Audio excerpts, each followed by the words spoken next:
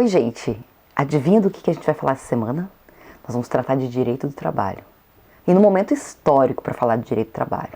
E falando em momento histórico, a primeira parte a gente vai abordar a evolução histórica do direito do trabalho no Brasil. Por quê?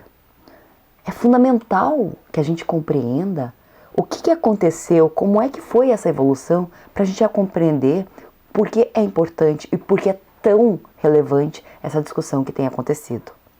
Para a gente datar esse vídeo mesmo, semana passada foi a votação na Câmara. Então, tudo ainda está em ebulição. Essas próximas semanas vai ser votado no Senado. E a gente ainda não sabe o que vai acontecer com o direito do trabalho do Brasil. Mas aquilo que já aconteceu a gente sabe. É sobre isso que a gente vai falar nesse vídeo. Vocês sabem o que tinha de direito do trabalho antes de 1888?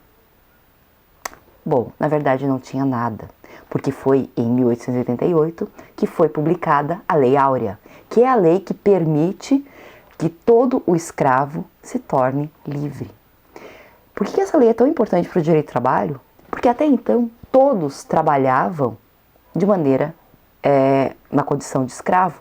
Isso quer dizer que até 1888 não existia nenhuma necessidade de regular esse tipo de relação, posto que era uma relação, compreendam bem, entre o proprietário e o objeto de propriedade. Não eram seres humanos, eram objetos de propriedade. Então, a partir da publicação da Lei Áurea, surge uma massa imensa de pessoas que vão colocar o seu trabalho à disposição e cuja massa precisa ser regulada. Em 1891, já agora então, além da Lei Áurea, eu tenho a promulgação da nova Constituição e a instituição da República, brasileira, porque até então nós estamos ainda dentro do Império.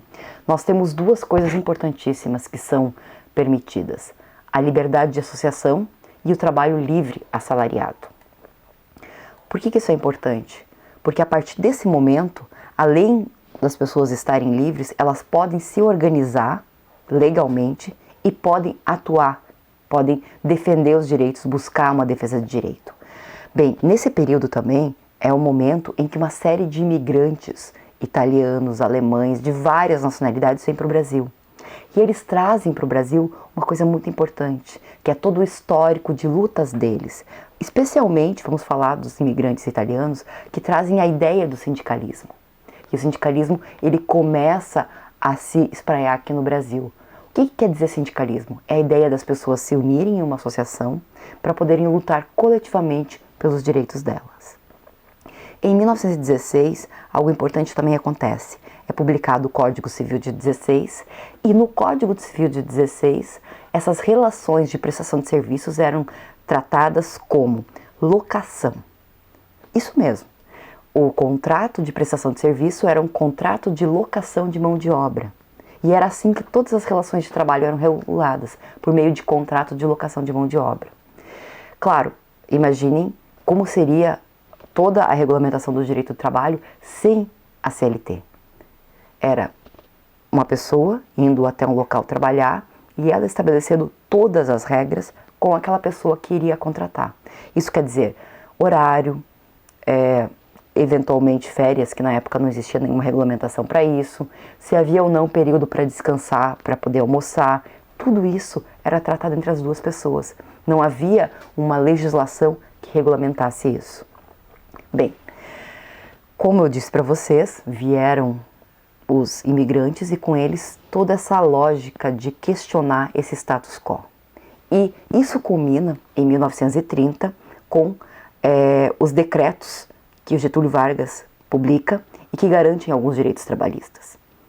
Inclusive, o próprio Getúlio Vargas, ele é digamos assim, o nascedouro, do trabalhismo no Brasil. E após isso, em 34, ele faz uma coisa que é realmente uma revolução, que é incluir na Constituição os direitos trabalhistas. Então, ele coloca na Constituição de 34 salário mínimo, isonomia de salário, ou seja, todo mundo que está fazendo a mesma coisa tem que ganhar a mesma coisa, jornada máxima de 8 horas diárias e férias remuneradas. Quer dizer que isso não existia anteriormente, que as pessoas não tinham direito a isso.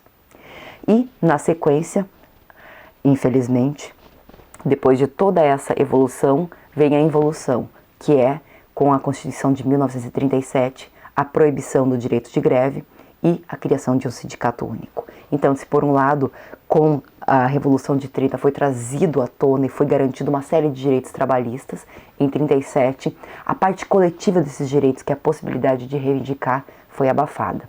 Na sequência, em 1943, nós temos finalmente a consolidação das leis do trabalho. O que é a CLT?